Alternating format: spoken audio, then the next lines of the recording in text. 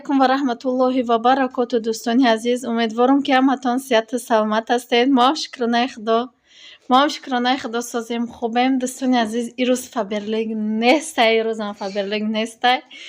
Ирӯз боша ҳози мо ирӯз 22-юм. Ирӯз 22-юм. мо ози миксери хеле чизо надорам. Барои мо имрӯз мо торт мебазем. Торти медови. چی داشتم در دوشنبه خیلی میکس داشتم نه در دوشنبه میکسر داشتیم که نه گرفتیم ها ayatımın burumadayım. بعدن دوستانی عزیز چیکار میکنیم امروز торти медови тайёр میکنیم. برای торти медови با ما چی در کورای самый главный асал. بعدن сливочное масло, маргарин فرق نداره. تخم شکر نمکو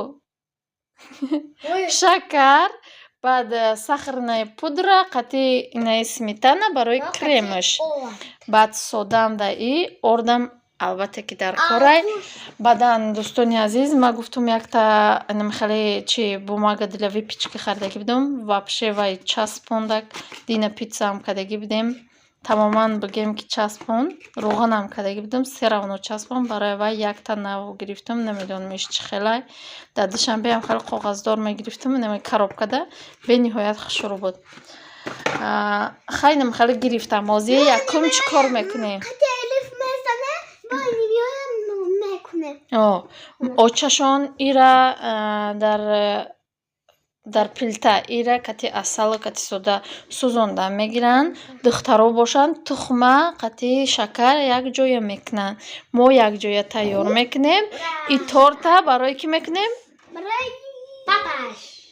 Барои папаш. Пага праздники папаша. 23 рӯз, ирӯз 22 барои 23 мо торт мекунем. Торти дӯстдоштаи шавармедови. Ден рождени ту 70-дай, то 20-дай. Ина мехелхай дӯстони азиз, то охир влог бо мо бошед. Кадоме ки мехоҳад дар Фаберлик кор кардан,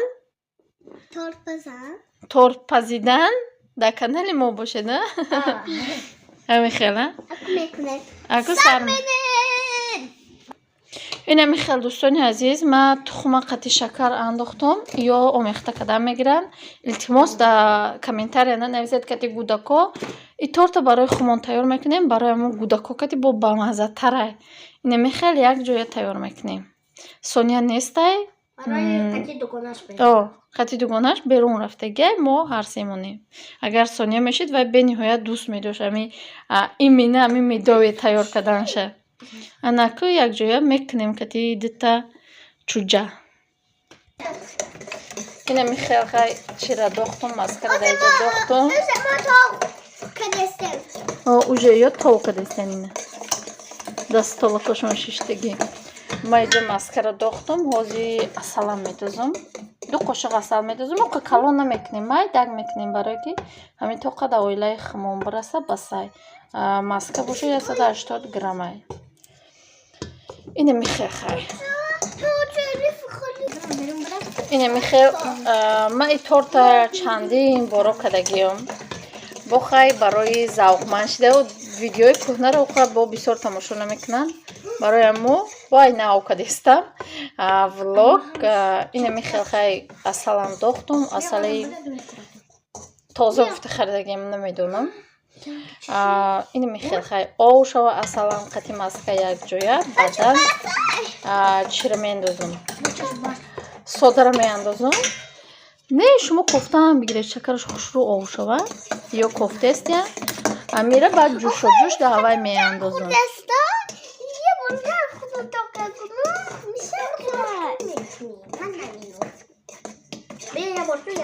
На повракои мара дидед? Помощнице. Дӯстони азизу меҳрубон, содара дохтам. Ана михел то сурхак шиданша. Ҳамо чира месӯзонем да. Ами содара да асал месӯзонем. Бӯи қандоб мекуна ба бас мекунем. То ами ранги шоколад мешидан шуд. Омехта мекунем. Ами каф кардан мегирам ё сирх мешавад. اینمی خیلی جوشیده قوتش پس میکنیم و اوستا با هم خیلی کوفته میگیریم تا سرخ خشرو شدن شد. حالا که بوی خشروی قندق کدسته مو قندق نه لکه چی کدسته اما چی نکنه اینمی خیلی تیار شد بعد سرازو ایده میاندازیم. بسیاری هم میگن که این نمیپزد خونه وقتی که میدازی ایره تست با میکوی اونو چی زرده کنیم و هم تست میکویم با وقتی که ایره داختیم ننیده چقدر سویتش شروع شده است.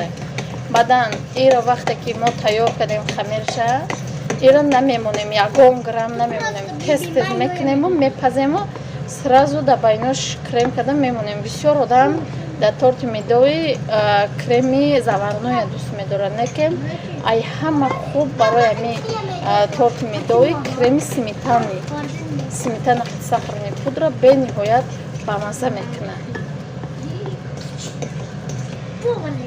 دیده دوستان عزیز چخل شد سویتش انا که ایره میاندازم و وای تسیزو میخته میکنم. انا که دوختو میده اوزی ارد میاندازم تسیز آمیخته میکنم با دست با اینی با دستم آمیخته میکنم تیار میکنم خمیره. خمیر نباید سست باشه نباید سخت. دوستان عزیز الف ما یادش اینه دادم الف یادش ما خلیج داده.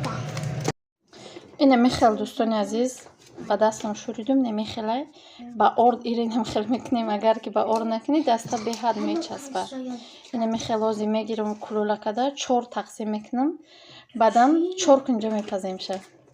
دوستان عزیز گرمه کگ نمی گرمه یوزی تسیز میگیریم تنگ میکنیم اگر این خنک شوه بیزیبه میگیرم 4 تقسیم میکنم در بالای نیچی ارد پرتفتگیم کلولا کده گرفتم کدم تقسیم کردم انا که بوماگا را اینم خیلی بوماگا میگیرم در اینجا میمونم تنگ کده چنیمو خودم میخواستگی تنگ میکنم چه خیلی که گفتم 4 کنجا میکنم بعدن در دخوفکا میمونم دخوفکا را مالکه گیرون کدگیم باید ایره هرچی تسترک کنیم و خنک بد نشیده و بعد تسترک امو شیرگر میشه و امو سمیتان را مولیده موندن در کار برای میخ که خوش رو آمدنش.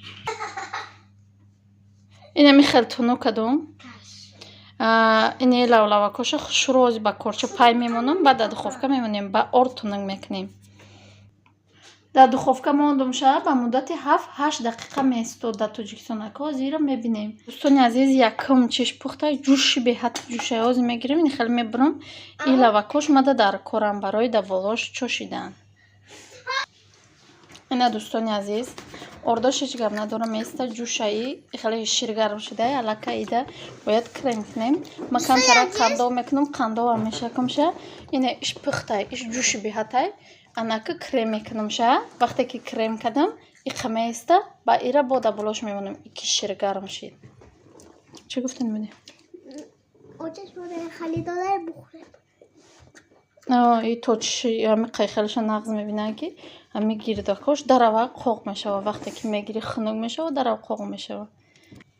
این همی خیلی خیلی یکم سلایش موند و موزی با همی خیلی میمونم با آخرانش نشون میدیم تونه. تورت ما این همی قگتا باشید این همی خیلی بازی خوش رو با کریماش هم میشه کمو بعد این ایور مایده کدم در روش میمونم بسید که گذرانده.